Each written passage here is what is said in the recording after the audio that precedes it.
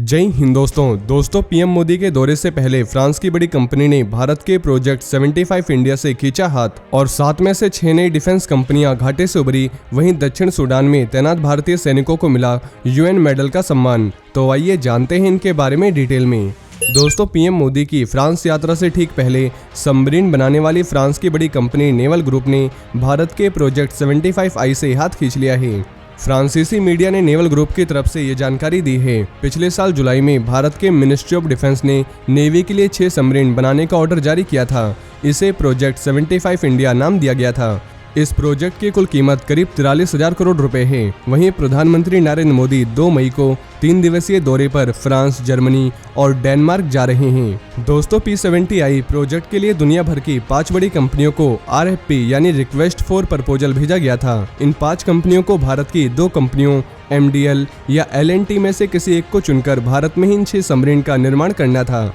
ये 5 कंपनियां थी फ्रांस की नेवल ग्रुप DCNS, रूस की रोसोबोरोन एक्सपोर्ट, जर्मनी की थाई सेन ग्रुप, स्पेन की नोवंटिया और दक्षिण कोरिया की डेबू। अब इस प्रोजेक्ट से तीनों यूरोपीय और रूस की कंपनियों ने अपना हाथ खींच लिया है। सिर्फ दक्षिण कोरिया की एक ही मात्र डेबू कंपनी बची है। आपको बता दें कि नेवल ग्रुप ही MDL के साथ मिलकर स्कॉर्पियन क्लास की 6 सबमरीन बना रहा है। इनमें से 4 कलवरी क्लास सबमरीन नेवी में शामिल हो चुकी है और 5वीं का समुद्री ट्रायल चल रहा है और 6ठी सबमरीन वाक्सिर इसी महीने समुद्र में लॉन्च की गई थी। हिंद महासागर में चीन से मिल रही चुनौतियों के बीच पिछले साल यानी अप्रैल 2021 को डिफेंस मंत्रालय ने इंडियन नेवी के लिए 6 नई स्टेल्थ सबमरीन के निर्माण का रास्ता साफ कर दिया था। डिफेंस मिनिस्टर राजनाथ सिंह की अध्यक्षता वाली डिफेंस प्रोक्योरमेंट काउंसिल ने स्ट्रेटेजिक पार्टनरशिप मॉडल के तहत प्रोजेक्ट 75 इंडिया को हरी झंडी दी थी। इसके बाद जुलाई 2021 में अब डिफेंस मंत्रालय ने इस प्रोजेक्ट के तहत 6 कन्वेंशनल स्टेल्थ सबमरीन के लिए RFP जारी की थी। दोस्तों, ये 6 कन्वेंशनल सबमरीन जरूर है, लेकिन ये AIP यानी एयर इंडिपेंडेंट प्रोपल्शन सबमरीन है। इसका फायदा यह है कि इन्हें डीजल इलेक्ट्रिक सबमरीन की तरह बार बार समुद्र से बाहर निकलने की जरूरत नहीं होगी। वहीं देश को डिफेंस प्रोडक्शन के क्षेत्र में आत्मनिर्भर बनाने के मकसद से भारत सरकार की तरफ से बनाई गई पेश किए हैं। केंद्र से मिले करीब 7.75 हजार करोड़ रुपए की पूंजी से व्यापार शुरू करने वाली इन कंपनियों ने अपनी पहली छमाही में 8,400 करोड़ रुपए से ज्यादा का कारोबार किया है। दोस्तों, भारत मोटे तौर पर अपनी डिफेंस जरूरतों के लिए इंपोर्ट पर निर्भर रहा है। बिजनेस एफएनसी की चुनौतियों के मद्देनजर केंद्र सरकार ने जून 2021 में ऑर्डिनेंस फैक्ट्री बोर्ड OFB को डिफेंस मंत्रालय के अधीन एक विभाग के तौर पर रिलेट किया था। इसके बाद 1 अक्टूबर 2021 को इसे भंग कर दिया गया। इसकी जगह विजयदशमी के दिन 15 limited, advance weapons and equipment India limited, troop comforts limited, India Optel limited और ग्लाइडर्स इंडिया लिमिटेड ने प्रॉफिट दर्ज किया है।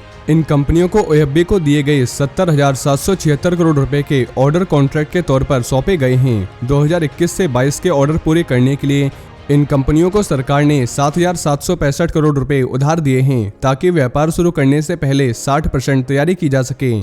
इसके अलावा पूंजी खर्च और इक्विटी के लिए मौजूदा फाइनेंशियल ईयर के दौरान 7 नई कंपनियों को 2,765.95 करोड़ रुपए दिए गए हैं। कंपनियों को 3,000 करोड़ रुपए के डोमेस्टिक व 600 करोड़ रुपए के एक्सपोर्ट ऑर्डर मिले हैं। सबसे बड़ा 500 करोड़ रुपए का एक्सपोर्ट ऑर्डर मिल कंपनी को मिला है और मिल ने एक्सेल बनाने के लिए भारतीय रेल से 251 करोड़ रुपए का ऑर्डर लिया है।